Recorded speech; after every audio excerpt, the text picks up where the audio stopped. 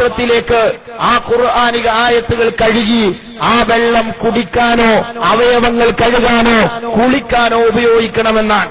അഥവാ വിശുദ്ധമായ ഖുർആനിലെ ആയത്തുകൾ ഒരു പാത്രത്തിൽ എഴുതുക, ആ എഴുതിയ പാത്രം ശുദ്ധമായ വെള്ളത്തിൽ കഴുകുക, ആ കഴുകിയ വെള്ളം കുളിക്കാനോ കുടിക്കാനോ അവയവങ്ങൾ കഴുകാനോ ഉപയോഗിച്ചാൽ കണ്ണേറിൽ നിന്നും സിഹറിൽ നിന്നും രക്ഷകിട്ടുമെന്ന് ഈ മൗലവിമാർ എഴുതി വെക്കുകയാണ്. അതിനാണ് നമ്മൾ പണ്ട് മുതലേ പറഞ്ഞു പോരുന്നത് പിഞ്ഞാണെയ്ത്ത് എന്നത്. പിഞ്ഞാനെഴുതി കുടിച്ചാൽ രോഗം മാറുമെന്ന് പറഞ്ഞപ്പോ വക്കം മൗലവിയിലൂടെ മുഹമ്മദ് അബ്ദുവിന്റെ മതൈത്യ ചിന്തയെ സ്വീകരിച്ച കേരളീയ വഹാബികൾ കഴിഞ്ഞ നൂറ്റാണ്ടുകളിൽ കേരളത്തിന്റെ തെരുവുകളിൽ വിളിച്ചു പറഞ്ഞത് സിഹറ് തന്നെ ഇല്ല, കണ്ണൂർ തന്നെ ഇല്ല, എന്നാ പിന്നെ അങ്ങനത്തെ ചികിത്സയുമില്ല എന്നതാണ്.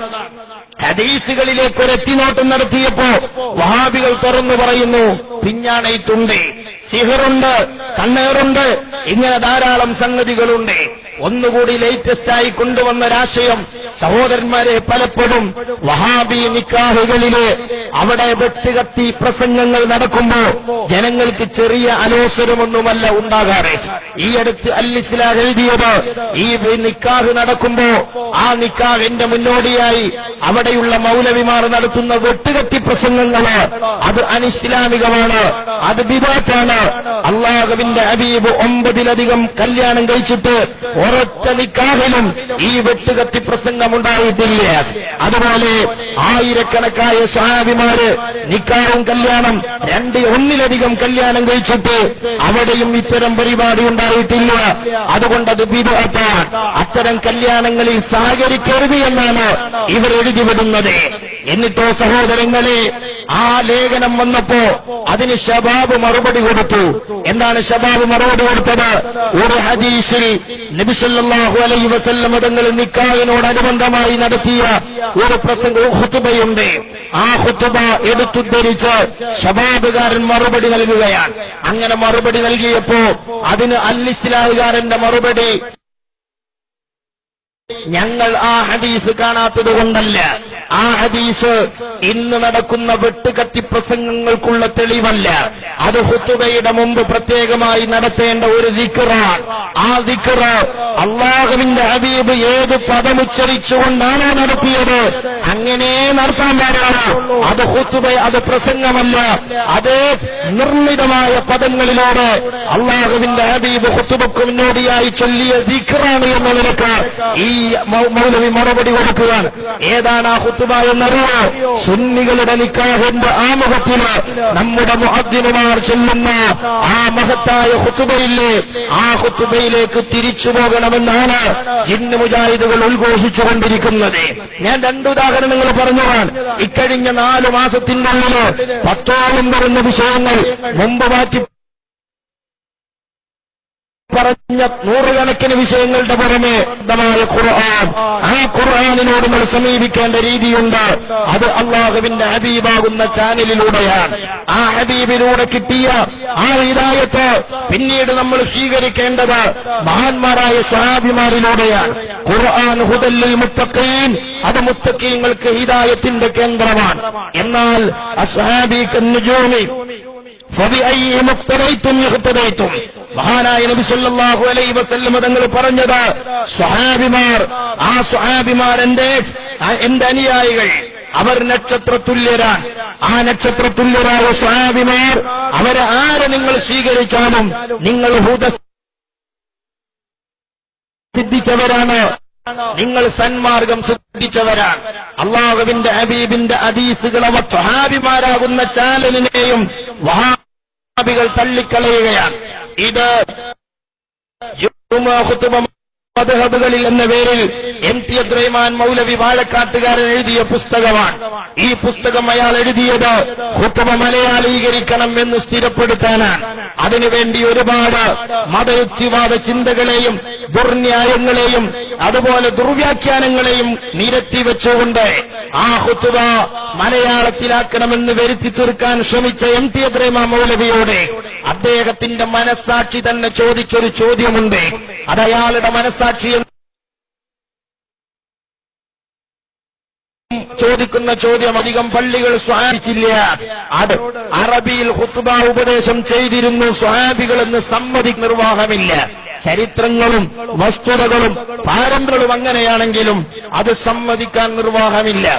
ഇനി മലയാളികളായ മുസ്ലിമീങ്ങളോട് സ്വഹാബികൾ അറബിയിൽ ഖുത്ബയോതിയിരുന്നു എന്ന് സ്ഥിരപ്പെട്ടാൽ തന്നെയും അത് കേരളത്തിലെ മുസ്ലിയാക്കന്മാർ ചെയ്യുന്നത് തെളിവല്ലാത്തതുപോലെ ആ സ്വഹാബിമാരെയും സ്വീകരിക്കേണ്ടതില്ല. ആ വിശുദ്ധ ഖുർആനിൽ നിന്ന് ഹിദായത്ത് ലഭ്യമായ ഹബീബിനെ വെട്ടിയവർ സ്വഹാബിമാരെ നിഷ്കരുണം വെട്ടിക്കളയുകയാണ്. അവിടെയെന്ന് മാത്രമല്ല സഹോദരന്മാരെ, ആ സ്വഹാബിമാരെ സ്വീകരിക്കരുത് എന്ന് മാത്രമല്ല, അൽമനാറിൽ ഇതാ വഹാബികൾ എഴുതി വെക്കുകയാണ്, ഇസ്ലാമിൽ ഇസ്രായേലി ആശയങ്ങളുണ്ട്, ജൂതന്മാരുടെ കെട്ടുകഥകൾ ഇസ്ലാമിലുണ്ട് എന്ന് സ്ഥിരപ്പെടുത്താൻ വേണ്ടി അൽമനാറിൽ വന്ന ലേഖനമാണ്. ഈ ലേഖനത്തിൽ അയാൾ എഴുതുകയാണ്, അഹ്ലുൽ കിതാബിൽ നിന്ന് ഇസ്ലാം സ്വീകരിച്ചവർ മുഖേനയാണ് ഈ ജൂത ആശയം ഇസ്ലാമിലേക്ക് വന്നത്. ആരായിരുന്നു അവർ? അബ്ദുല്ലാഹിബ്നു സലാം എന്ന ആളുകൾ ജൂത കഥകൾ ഇസ്ലാമിലേക്ക് കൊണ്ടുവന്നു എന്നാണ് എഴുതിയത്. ഇസ്ലാമിൽ ഏറ്റവും കൂടുതൽ അതുപോലെ കാലത്ത് വിശുദ്ധമായ പള്ളി മിഹ്റാബ് ജൂതന്മാരുടെ കെട്ടുകഥ പഠിപ്പിക്കാൻ വേണ്ടി ദുരുപയോഗം ചെയ്തിരുന്നു. അതിനാ സ്വഹാബിമാർ അവസരം കൊടുത്തിരുന്നു എന്ന് ഇസ്ലാമിന്റെ അടിവേരറുക്കുന്ന നിലപാടുകൾ ഈ ലേഖനത്തിൽ അയാൾ എഴുതി വെക്കുകയാണ്. ആ ഖുർആനിന്റെ ഹിദായത്ത് ലഭ്യമായ ഈ രണ്ടാം ചാനലും വഹാബികൾ വെട്ടുകയാണ്. ഇനിയോ സുഹൃത്തുക്കളെ, മൂന്നാമത്തെ ചാനൽ ഖൈറു ഉമ്മയായ മദ്ഹബിന്റെ ഇമാമിയങ്ങളും അവരുടെ അനുയായികളുമാണ്. ആ അനുയായികളെയും ആ ഇമാമിയങ്ങളെയും തള്ളാൻ അവർ പറഞ്ഞൊരു ഒരു നിലപാടുണ്ട്. സ്വഹാബിമാർ ഇസ്ലാമിലേക്ക് ജൂതക്കഥ കൊണ്ടുവന്നു. ആ സ്വഹാബിമാര് കൊണ്ടുവന്ന ജൂതക്കഥ മുൻപിൻ നോക്കാതെ എന്തു ചെയ്തു? റിപ്പോർട്ടുകളുടെയും പ്രസ്താവനകളുടെയും പരമ്പരകളെക്കുറിച്ചും സത്യാസത്യങ്ങളെപ്പറ്റിയും വേണ്ടത്ര ചിന്തിക്കാതെ എന്തും സ്വീകരിക്കുകയും അവ ഗ്രന്ഥങ്ങളിൽ എഴുതിവിടുകയും ചെയ്തവരാണ്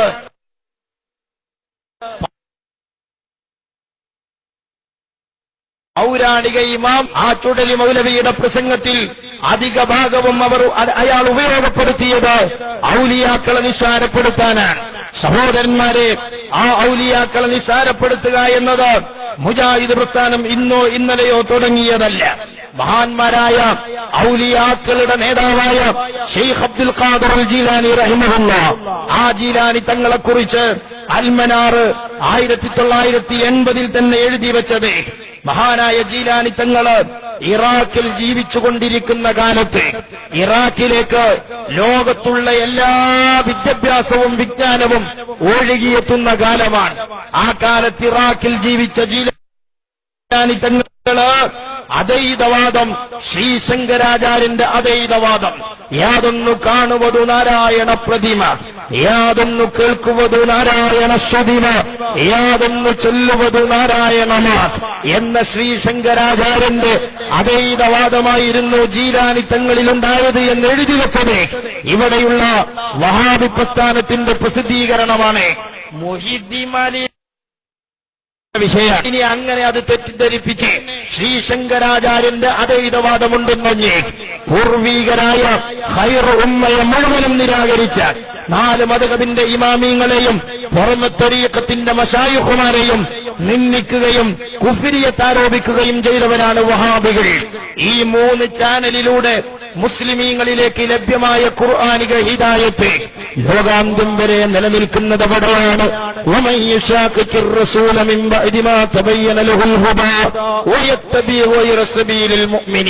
മുസ്ലിമീങ്ങളോട് ഏറ്റവും ചേർന്ന് നിൽക്കുന്ന ചാനൽ, ലോകാന്ത്യം വരെ ഈ ഹിദായത്ത് പരിരക്ഷിക്കപ്പെടുന്ന ചാനൽ, അത് കഴിഞ്ഞ 14 നൂറ്റാണ്ടിലെ ഇസ്ലാമിക പാരമ്പര്യമാണ്. ഈ 3 ചാനലുകളെയും തള്ളിയ വഹാബികൾ ആ 14 നൂറ്റാണ്ടിന്റെ പാരമ്പര്യം തള്ളും എന്ന കാര്യത്തിൽ തർക്കമില്ല. ഈ കറുത്തപറമ്പിൽ കാലങ്ങളായി ഇസ്ലാമിന്റെ പൈതൃകമുള്ള മണ്ണിൽ ഒരു മുജാഹിദ് മൗലവി പ്രസംഗിക്കാൻ എഴുന്നേറ്റ് നിന്നാൽ അയാളെ പ്രസംഗത്തിന്റെ ആകത്തുക ഇന്നലെ വരെ ഇവിടെ ജീവിച്ച മുസ്ലിമീങ്ങൾ, ഇന്നലെ വരെ മരിച്ചുപോയ മുസ്ലിമീങ്ങൾ ഒക്കെയും ഇസ്ലാമിന്റെ പുറത്താണ് എന്നതാണ്. കഴിഞ്ഞ 14 നൂറ്റാണ്ടുകാലത്തെ പാരമ്പര്യവും തള്ളി, ഈ പാരമ്പര്യം തള്ളി ഇവിടെ കടന്നു വന്ന വഹാബികൾ ഡയറക്റ്റായി ഖുർആനിനെ സമീപിച്ചപ്പോ യുളില്ലു ബിഹി കസീറ, അവർ ഖുർആൻ കൊണ്ട് വഴികേടിലേക്ക് പോയവരാ. ജമാഅത്തെ ഇസ്ലാമിയുടെയും ആശയം വ്യത്യസ്തമല്ല. അതുകൊണ്ട് തന്നെ ഈ പിഴച്ച പ്രസ്ഥാനങ്ങൾക്കൊന്നും ആശയപരമായി നിലനിൽപ്പില്ല എന്നതാണ് വഹാബി ഗ്രൂപ്പുകളിലെ ഓരോ ഗ്രൂപ്പുകളും ഓരോരുത്തരായി മത്സരിച്ച് പഴയകാലത്ത് വലിച്ചെറിഞ്ഞതെല്ലാം തിരിച്ചെടുക്കാൻ വേണ്ടി വ്യഗ്രത കാട്ടുന്നത്. ജമാഅത്തെ ഇസ്ലാമിയുടെ നിലപാടും വ്യത്യസ്തമല്ല. ജമാഅത്തെ ഇസ്ലാമി ഇന്ത്യയിൽ വന്നത് മൻമോഹൻ സിംഗ് ഭരിക്കുന്ന, നരേന്ദ്രമോദി ഭരിക്കുന്ന ഇന്ത്യയിൽ സഹോദരന്മാരെ ഒരു മുസ്ലിമിന് മുസ്ലിമായി ജീവിക്കാൻ കഴിയില്ല എന്ന് പറഞ്ഞുകൊണ്ടാണ്. ഇസ്ലാം എന്നത് അതിന്റെ ആത്യന്തിക ലക്ഷ്യം അധികാരമാണ്.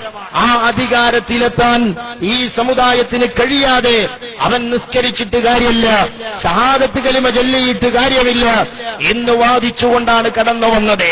എങ്കിൽ ഇന്ത്യ പോലെയുള്ള ഒരു രാജ്യത്ത്, ഈ രാജ്യത്തെ ഭൂരിപക്ഷ സമുദായം നമ്മളല്ലാത്തതുകൊണ്ട് ഒരു ഇസ്ലാമിക ഗവൺമെന്റ് ഇവിടെ സമാധാനപരമായി സ്ഥാപിക്കാൻ കഴിയില്ലെന്ന് ഉറപ്പാണ്. അതിനുവേണ്ടി ജമാഅത്തെ ഇസ്ലാമി കണ്ടെത്തിയത് ഈ രാജ്യത്തൊരു വിപ്ലവം സാധ്യമാക്കണം. ആ വിപ്ലവത്തിലുള്ള കോപ്പുകൂട്ടലാണ്, സൈനിക പരിശീലനങ്ങളാണ്. നമ്മൾ നിസ്കരിക്കുന്ന നിസ്കാരവും ഹജ്ജും അതുപോലെയുള്ള ആരാധനകളുമെന്ന് സഹോദരന്മാരെ മൗദൂദി വ്യാഖ്യാനിക്കുകയാണ്. ഏത് രാജ്യത്താ ജമാഅത്തെ ഇസ്ലാമി ആശയം കൊണ്ടുവന്നത്?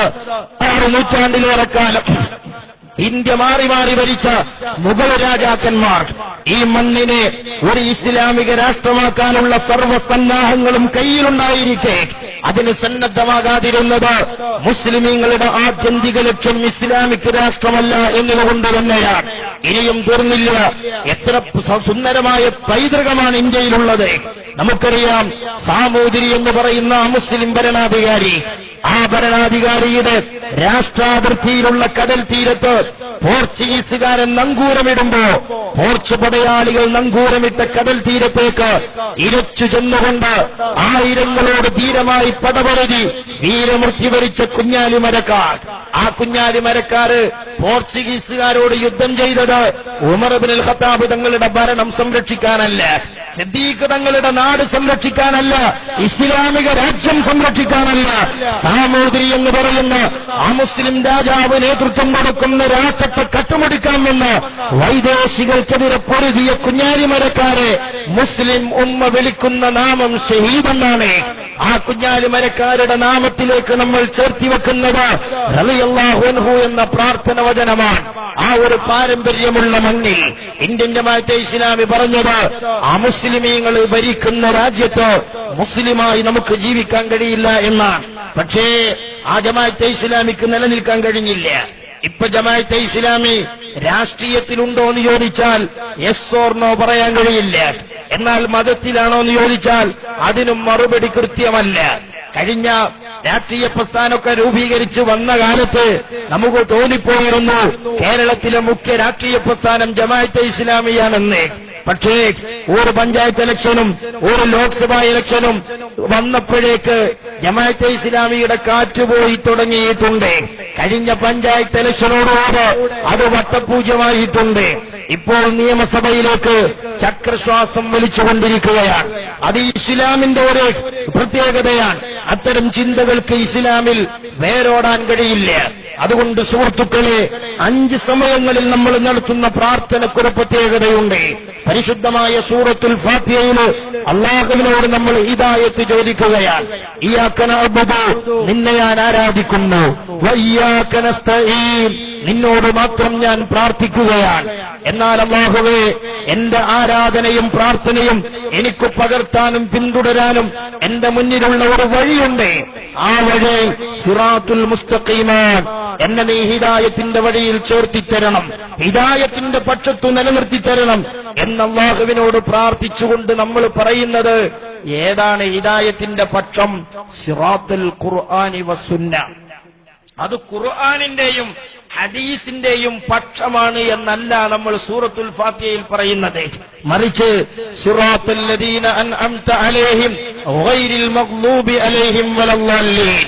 അല്ലാഹുവേ, എനിക്ക് കിട്ടേണ്ടത് ഹിദായത്തിന്റെ ട്രാൻസ്ഫോമർ അല്ല, എനിക്ക് കിട്ടേണ്ടത് ഹിദായത്തിന്റെ ചാനലാണ്.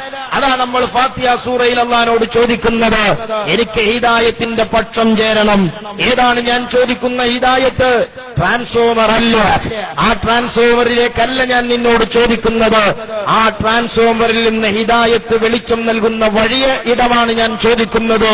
അംബിയാ ഔലിയാക്കളെ വഴി, സ്വാലിഹീങ്ങളെ വഴി, ഇമാമിയങ്ങളെ വഴി. കഴിഞ്ഞ കാലഘട്ടങ്ങളിൽ കറുത്ത പറമ്പിൽ ഇസ്ലാം വന്നതു മുതൽ ഇന്ന് വരെ നിലനിന്ന വഴി, ആ വഴിയിൽ നിന്നുള്ള ഹിദായത്ത് നൽകണമെന്നാണ്. നിങ്ങൾ നോക്ക്, ഇസ്ലാമിലെ പ്രധാനപ്പെട്ട രണ്ട് ഭാഗങ്ങൾ. ഒന്ന് ഇസ്ലാമിലെ ശരീഅത്താണ്. ആ ശരീഅത്ത് അല്ലാഹു തആല സംരക്ഷിച്ചത് 4 വീതം മദ്ഹബിന്റെ ഇമാമിയങ്ങളിലൂടെയാണ്. ആ 4 മദ്ഹബിന്റെ ഇമാമിയങ്ങൾ ഇസ്ലാമിന്റെ ശരീഅത്തായി പറഞ്ഞു വെച്ച കാര്യങ്ങൾ ഏതോ അത് മുസ്ലിമീങ്ങൾക്ക് ശരീഅത്താണ്. ആ 4 മദ്ഹബിന്റെ ഇമാമിയങ്ങൾ പറഞ്ഞ മതവിധിക്കപ്പുറം ആരെന്തു പറഞ്ഞാലും അത് ഈ സമുദായത്തിന്റെ ചെവിക്കു പുറത്താണ്. എന്നാൽ ഈ സമുദായത്തിലെ പുത്തൻവാദികൾ ആ ഇമാമിയങ്ങളെയും ഹൈജാക്ക് ചെയ്തുകൊണ്ട് അവരെക്കാളും വിവരം നടിക്കുന്ന കക്ഷികളാണ്. എന്നാൽ അവർ ഇസ്ലാമിനെ വികലപ്പെടുത്തുകയാണ്. പുത്തൻവാദികൾ മദ്ഹബിന്റെ ഇമാമിയങ്ങളെ തള്ളി ഇസ്ലാമിന്റെ ശരീഅത്ത് വികലമാക്കുന്നത് പോലെ കള്ളത്വരീഖത്തുകാർ ഇസ്ലാമിന്റെ ആത്മീയതയെ ഇതുപോലെ വികലമാക്കുന്നവരാണ്. 4 മദ്ഹബിന്റെ ഇമാമിയങ്ങളിലൂടെ ഇസ്ലാമിന്റെ ശരീഅത്ത് അല്ലാഹു സംരക്ഷിച്ചതുപോലെ 4 ത്വരീഖത്തിന്റെ മശായിഖുമാരിലൂടെ അല്ലാഹു തആല ഇസ്ലാമിലെ ആത്മീയതയും സംരക്ഷിക്കുകയാണ്. എന്നാൽ പുത്തൻവാദികൾ മദ്ഹബിന്റെ ഇമാമിയങ്ങളെ ഹൈജാക്ക് ചെയ്തതുപോലെ കള്ളത്വരീഖത്തുകാർ ത്വരീഖത്തിന്റെ മശായിഖുമാരെ ഹൈജാക്ക് ചെയ്യുകയാണ്. സഹോദരന്മാരെ, പലപ്പോഴും നമ്മളത് കാണുകയാണ്. ഈ അടുത്ത കാലത്ത് ലക്ഷദ്വീപിൽ പോയപ്പോ, ലക്ഷദ്വീപിലൊക്കെ ചെന്നാല് ത്വരീഖത്തും ഷെയ്ഖും ഇഷ്ടം പോലെയാണ്. മുരീദന്മാരെ കുറവുണ്ടാവുള്ളൂ. വാളെടുത്തോടൊക്കെ വെളിച്ചപ്പാടാണ്. ആ സ്ഥലത്ത് ഒരു 19 വയസ്സ് പ്രായമുള്ള സഹോദരൻ വന്നിട്ട് ഒരു വിഷമം പറഞ്ഞു. അയാളുടെ ഭാര്യ കൃത്യമായി ഔറാദും ദിക്റുകളും കൊണ്ടു നടന്ന പെണ്ണ് ഏതോ ഒരു ത്വരീഖത്തിൽ മെമ്പറാകുകയാണ്. അങ്ങനെ മെമ്പറായപ്പോ പിന്നീട് ആ പെണ്ണിന്റെ സ്വഭാവം, ആ പെണ്ണ് ഭർത്താവ് ഇശാ നിസ്കാരത്തിന് വേണ്ടി നിൽക്കുമ്പോ ഭാര്യ തസ്ബീഹ് മാലയും മറിച്ച് കട്ടിലിലാണ്. ആ സമയത്ത് ഭർത്താവ് ചോദിക്കുന്നു, പെണ്ണെ, നീ നിസ്കരിക്കുന്നില്ലേ? അവളുടെ മറുപടി, ഞാനിപ്പോൾ നിസ്കാരത്തിലാണ്. ഭർത്താവ് തിരുത്താൻ ശ്രമിക്കാൻ, മോളെ, ഇത്രയും കാലം നമസ്കരിച്ചത് നമ്മൾ ഇങ്ങനെയല്ലല്ലോ. അതിന് മറുപടി, ആ പെണ്ണിന്റെ മറുപടി എന്താണെന്ന് ചോദിച്ചാൽ ആ പെണ്ണ് പറയുന്നു, അതൊന്നും ഇങ്ങക്ക് മനസ്സിലാവൂല, അതൊന്നും ഇങ്ങക്ക് മനസ്സിലാവൂല. ഏത് പിഴച്ച കക്ഷികളും പറയുന്ന വർത്താനാണ്. അതൊന്നും ഇങ്ങക്ക് തിരിഞ്ഞിട്ടില്ല. ആ തിരിഞ്ഞിട്ടില്ല എന്നുള്ള വർത്താനോ എത്ര വലിയ ആലിമിനോടും ഇവൻ പറയാൻ. ഇന്നാളൊരു തബ്ലീഗ് ജമാഅത്ത് എന്നെ കണ്ടപ്പോ ചോദിച്ചു, പൊന്നാര ചങ്ങാതി, നീ ജമാഅത്ത് നിസ്കരിക്കാൻ അവന്റെ നിക്കാരപ്പള്ളി ബാക്കി ബോംബി പോണ്ട കാര്യമുണ്ടോ? ഓൻ പറഞ്ഞു, മൗലിയാരെ, അതൊന്നും നിങ്ങൾക്ക് മനസ്സിലാവൂല. അത് മനസ്സിലാകണമെങ്കിൽ നമ്മളെ കൂടെ 40 ജമാഅത്തിന് പോരണമെന്നാ. നമ്മൾ 4ാം ക്ലാസ്സിൽ നിന്ന് സ്കൂൾ നിർത്തിയിട്ട് ജമാഅത്ത് കരിച്ചാൻ പള്ളിയിൽ ദർസ് പോയ ആളാണ്. ആ കൊല്ലങ്ങളോളം ജമാഅത്ത് കരിച്ചിട്ട് തിരിയാത്തൊരു ഫവായില് തബ്ലീഗ് ജമാഅത്തിന്റെ കൂടെ 40 പോയിട്ട് വേണം തിരിയാൻ. വിവരമുള്ളവർക്ക് വിവരമില്ല എന്ന വിവരത്തോടിൽ നിന്നാണ് ഏതൊരു മനുഷ്യന്റെയും ഹൃദയത്തിൽ ജഹാലത്ത് പറക്കുന്നത്, കള്ളത്വരീഖത്ത് പറക്കുന്നത്, പുത്തൻവാദം പറക്കുന്നത്.